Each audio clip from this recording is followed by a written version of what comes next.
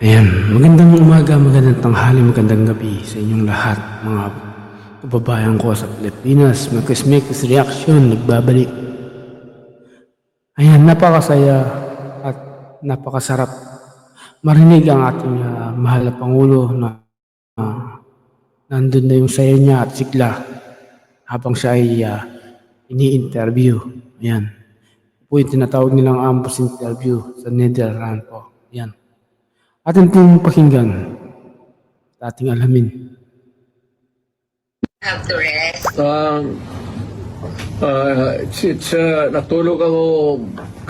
Natulog kami buong araw, ma'am.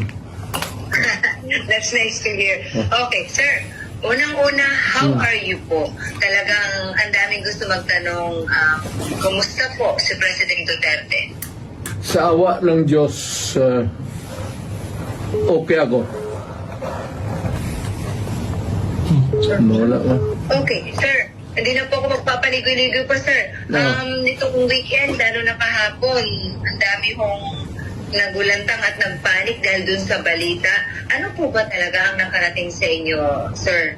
Meron daw po ba kayo talagang warrant of arrest? Ano po? Alam mo, ma'am, what is circulating in the city of Manila,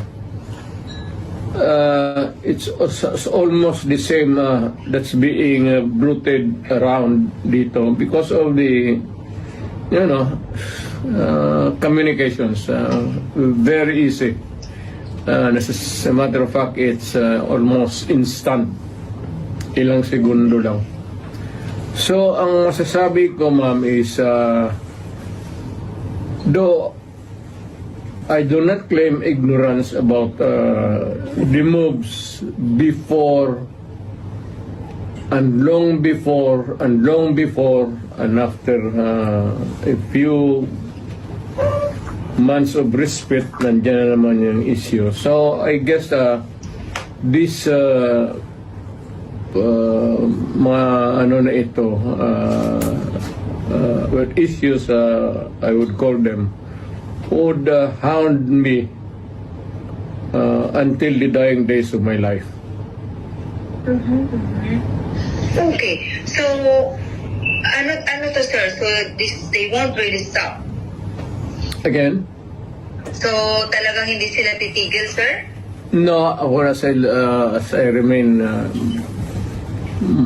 mainly if I remain to be a politician all the year round. But it might simmer a little bit down the line.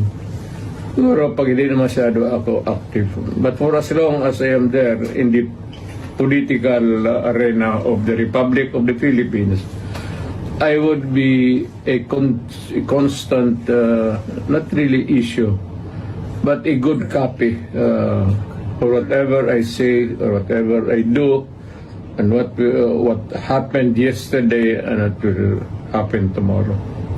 Alright. Ganon kayo. Sir, okay. Sir, does this bother you, sir? Itong mga naglutangang information na meron ng warrant sa inyo? Warrant of arrest?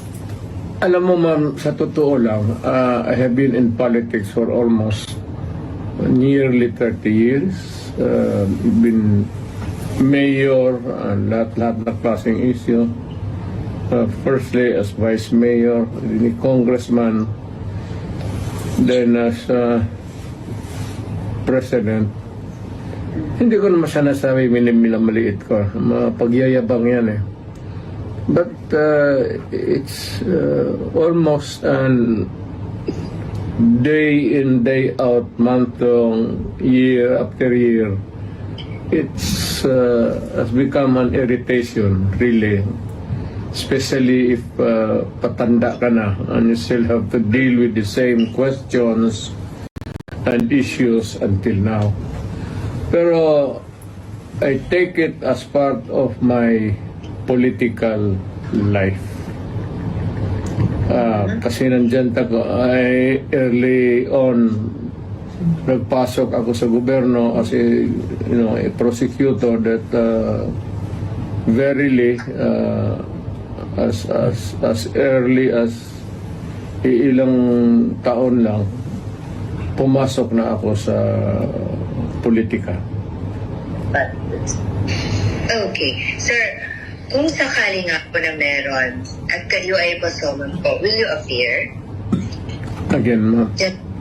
If ever na meron nga po talaga, kung talagang totoo nga itong warrant of arrest ng mga lumulutang, kung sakaling meron nga talaga, what's your plan po? Will you appear kung sakaling ipasomon po kayo, sir?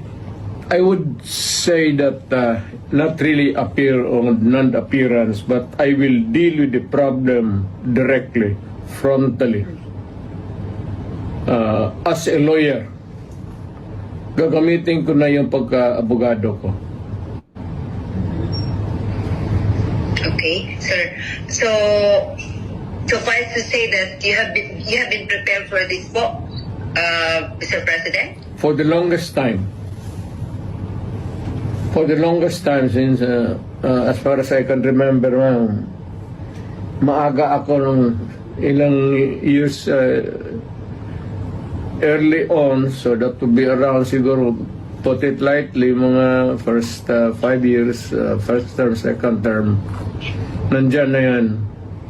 So, I have learned to deal with the problem directly, frontally, and walang pasikot-sikot. Alright. I have been very frank all these years. Alright. Okay. Sir, aside from this po, sir, meron din pong i-finance sa inyo sa DOJ na inciting to sedition. Unang-una, what's your take on this po, sir, na kayo po ay napailan ng ganito, sir? Is it the sedition ngayon? That's different, sir. Aside from ICC, sir, meron din po, di ba, sir, may pina din po sa inyo inciting sa DOJ? Inciting to sedition? Wala akong alam yan. Ngayon lang. Alam ko na may plano na idemanda ako, pero specific sa ngayon ko lang nalaman. Yun ang sa ICC, matagal na yun. Whatever course it might turn to, I am ready for it.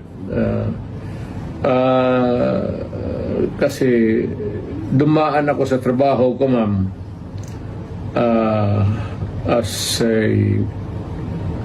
an appointed elected official of the Republic.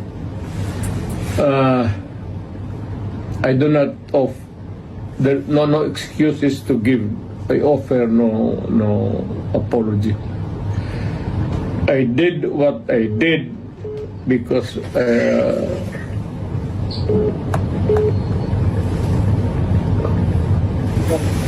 Okay. Well, sir.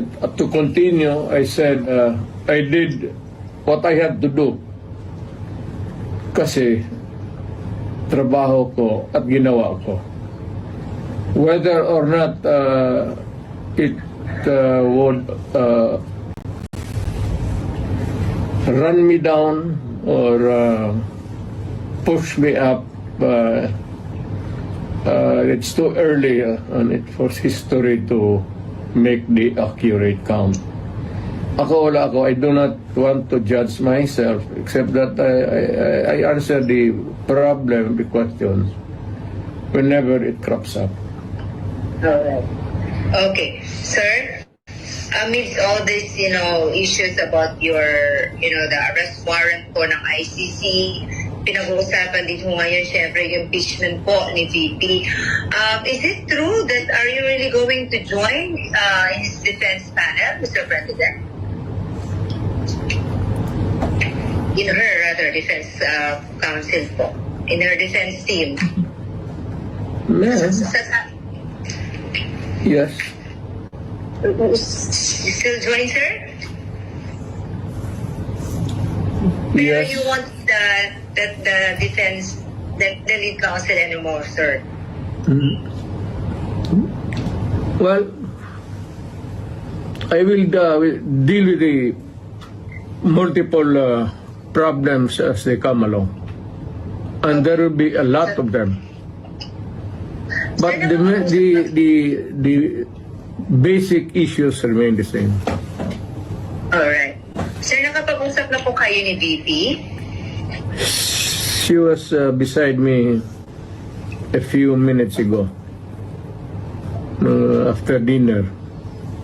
Alright. It's good to hear you have dinner together.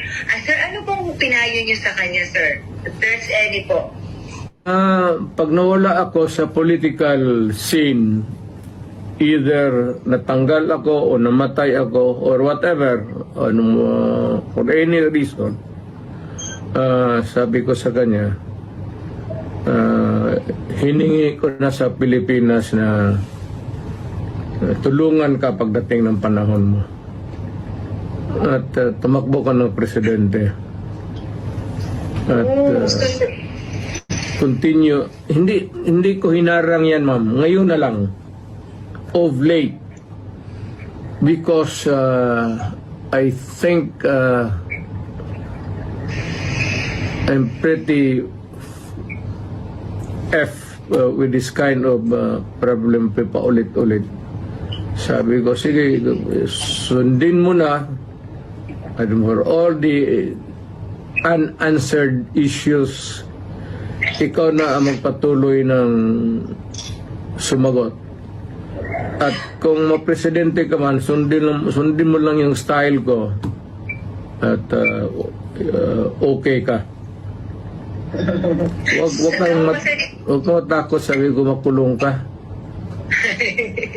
So did you say sundin ang style mo? Oo. Anong particularly, sir, ang style ni PRRD ang gusto niyo makuha po ni VP Sara para okay talaga?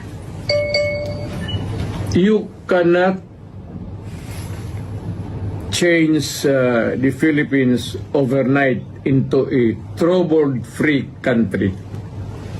But you can minimize the misery of the people in the hands of the oppressors and the criminals and all. Pwede mo na rin patayin lahat para isang hearing na naman. Sir, kaya yung mga ganyang salita mo, sir, kaya ano eh. Anyway, sir, Tama yan. sir, napag-usapan niyo pa ni VP about sa kanyang impeachment, sir? Hindi naman naniniwala yung babae niya ng payo. At saka hindi naman interesado yan kung ma-impeach talaga siya o impeachment ay proceeding. The trial itself, they should not worry a bit. I do not know, but makita mo naman yung sa karakter ng babae na yan. It's totally indifferent yung mga problema na yan. I mean, she can always respond. As always, she has been responding to me. Well, I can always transfer to a new life, a new beginning. Ganon yan siya eh. So, pagka ganun ang kausap po ang tao, hindi mo mabigyan ng payo. What for? Hindi naman nakikinig. Okay. Sir, what made you change your heart? Kasi alam namin nung una, lagi niyo pong dinidiscourage si Ma'am Inday na wag talagang tatakbo kasi you've been there. Alam niyo, ayaw niyo siyang mahirapan. What made you change your heart and mind and now you're convincing your daughter to run na po for president? Why the change of heart po? Para yung she truly loves her country. Dapat niyang gawin. At this time, at this point in time, when paalis na ako at patanda na, at maybe soon, so sooner than expected, I will make my exit as a politician. And then how did she respond, or what was her reply po to you, sir? I think si Inday has become a political animal. Kasi lolo niya for the longest time governor of Davao Province yung isa pa. parang pumasok na sa subconscious level niya yung politika.